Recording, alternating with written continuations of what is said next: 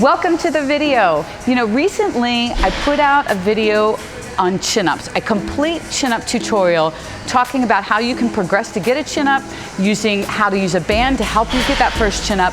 And today what we want to do is take that a step farther and talk about chin-up variations and different ways to practice chin-ups. Because I will tell you this, just going to the chin-up bar and struggling and trying to get a chin-up over and over and over again is not going to be the best use of your time if you are trying to get that first chin-up or even increase the number of chin-ups that you can do. So what I want to do today is to walk you through several different chin-up variations that you need to add to your repertoire when you practice trying to get your chin-ups, okay? So we're going to start here with the eccentric only chin-up. And this is one of my favorite variations. It's a little bit strange at first. So let's take a quick look at this. This box is here on purpose because when we practice the eccentric portion of the chin-up, we're gonna actually start at the top. That's why we need this big box, and I'll show you this in a minute. We're just gonna practice the control of lowering down from the bar. So we're gonna climb up on the box, get to the top, and then slowly control the way down. Now the idea here is to build up the eccentric strength, the lowering strength, so we just don't fall. We have to learn to engage our back and our shoulders to control all the way coming down. You're gonna build a crap ton of strength practicing chin-up eccentrics. So let's take a look at what this whole thing is gonna look like.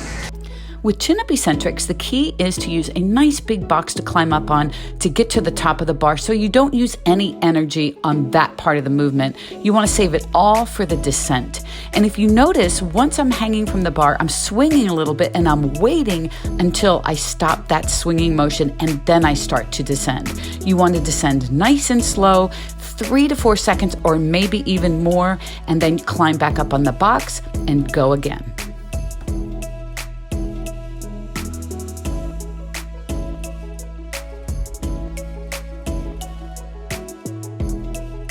So the next variation we're going to try are what's called cluster sets. Now I love cluster sets because cluster sets allows you to access volume with chin-ups where you may not have been able to access it before. So this is how a cluster set works. You do 2 reps, come down, rest for like 10 seconds, go back up, do 2 more reps, come down, rest 10 seconds, back up for 2 more reps, and then you're done. And you can even make it a 4th mini set. So you're gonna access 6 to 8 chin-ups, but you're putting short little rest periods in between, which can help you get those last 2 to 4 reps that you may not have gotten if you tried to do them straight through. So accessing volume is a great way to practice building up your chin-up strength. So cluster sets are gonna look kind of like this. With chin-up clusters, the key here is to do your 2 reps and then come down and rest completely. That means bring your arms down and stand there for 10 seconds and then go back again. One mistake I see people make is they will leave their arms up at the bar. You want to bring your arms down and completely rest for those 10 seconds.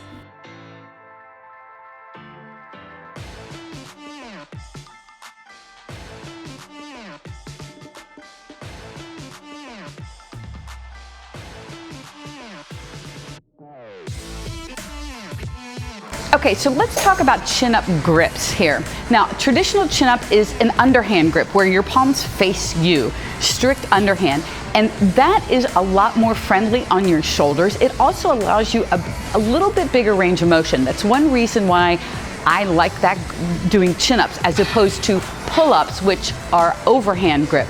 Now, if you go back to chin-ups with the underhand grip, bigger range of motion, a little bit more shoulder friendly, and you get a little bit of arm involved as well, a little bit more arm involved than you would otherwise.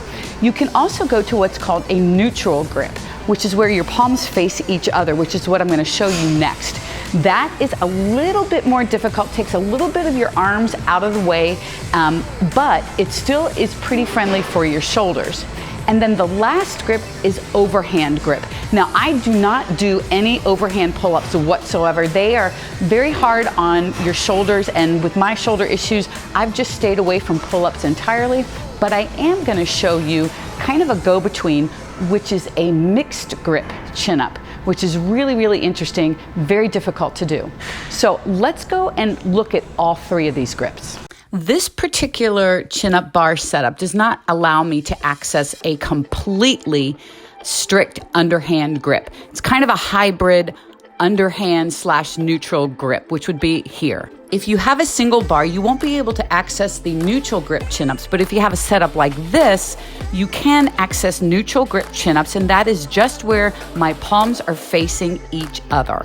For mixed grip, you can see my right hand is overhand while my left hand is in neutral grip.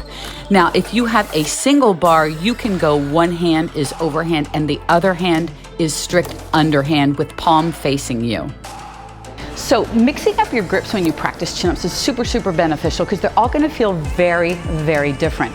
I wanna show you a mixed grip chin-up. Now, I haven't done these in a long time. These are super challenging because one hand is overhand grip while the other is either neutral or underhand. And this requires your body to work very differently on each side.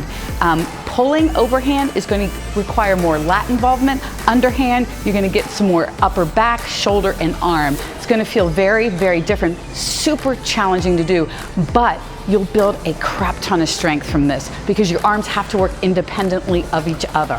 So let's take a look at a mixed grip chin-up. Again, the mixed grip chin-up is where one palm faces away from you and the other faces towards you or is in a neutral position.